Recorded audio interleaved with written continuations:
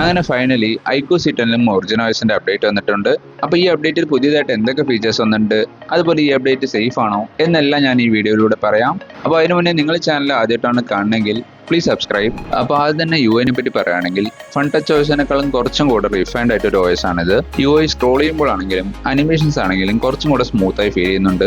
പിന്നെ ഇവിടെ UI elements മിക്കതും നമ്മൾ നോക്കുമ്പോൾ ഐഫോണിന്റെ ലിക്വിഡ് ഗ്ലാസ് ഇൻസ്പയർ ആയി ഡിസൈൻ ചെയ്താണെന്ന് നമുക്ക് മനസ്സിലാവും. പിന്നെ ഹോം സ്ക്രീൻ സെറ്റിംഗ്സിൽ പോയാൽ ഇതുപോലൊരു ഡോക്ക് എനേബിൾ ആക്കാൻ ഒരു ഓപ്ഷനും വന്നിട്ടുണ്ട്. അപ്പോൾ അടുത്തായി വന്ന ഒരു പുതിയ ഫീച്ചറാണ് ചാർജിങ് അനിമേഷൻ. നമ്മുടെ OnePlus 15 സീരീസിലൊക്കെ കാണുന്ന പോലത്തെ ചാർജിങ് അനിമേഷൻസ് ഇവിടെ അവൈലബിൾ ആണ്. ആൻഡ് അതേപോലെ വേറെ കുറേ അനിമേഷൻസും ഇവിടെ ഉണ്ട്. അപ്പോൾ അടുത്തായിട്ട് ഒരു അടിപൊളി ഫീച്ചർ പറയുന്നത് ഒറിജിൻ ഐലൻഡ് ആണ്. നമ്മുടെ ഐഫോണിലെ ഡൈനാമിക് ഐലൻഡ് പോലെ തന്നെ ഇതും ഇന്ററാക്റ്റീവ് ആൻഡ് യൂസ്ഫുൾ ആണ്. മ്യൂസിക് പ്ലേ ചെയ്യുമ്പോഴാണെങ്കിലും ടൈമർ സെറ്റ് ചെയ്യുമ്പോഴാണെങ്കിലും അതേപോലെ വേറെ ആപ്ലിക്കേഷൻസിലായാലും ഒരു സ്മൂത്ത് അനിമേഷൻസോടെ ഈ ഐലൻഡിൽ കാണാം. പിന്നെ നമ്മൾ ഫോൺ ചാർജ് ചെയ്യുമ്പോഴാണെങ്കിലും ഇതുപോലൊരു അനിമേഷൻസ് കാണാൻ സാധിക്കും. ആൻഡ് ഇവിടെ ഇവരുടേതായ യുണീക്ക് ഫീച്ചേഴ്സും ഇംപ്ലിമെന്റ് ചെയ്തിട്ടുണ്ട്. അപ്പോൾ എന്തുകൊണ്ടും ഒരു അടിപൊളി ഫീച്ചർ തന്നെയാണ് ഇത്. പിന്നെ എല്ലാവർക്കും അറിയുന്ന പോലെ ഒറിജിനോയ്സ് അപ്ഡേറ്റിൽ എടുത്തു പറയേണ്ടത് ഇതിന്റെ ലോക്ക് സ്ക്രീൻ കസ്റ്റമൈസേഷൻ തന്നെയാണ്. മുമ്പ് ഫൺ ടച്ച് OSൽ ഉള്ളത് വെച്ച് കമ്പയർ ചെയ്യുമ്പോൾ ഇത് വേറെ ലെവൽ ലുക്ക് തന്നെയാണ് ഈ ഫോൺ കൊടുക്കുന്നത്.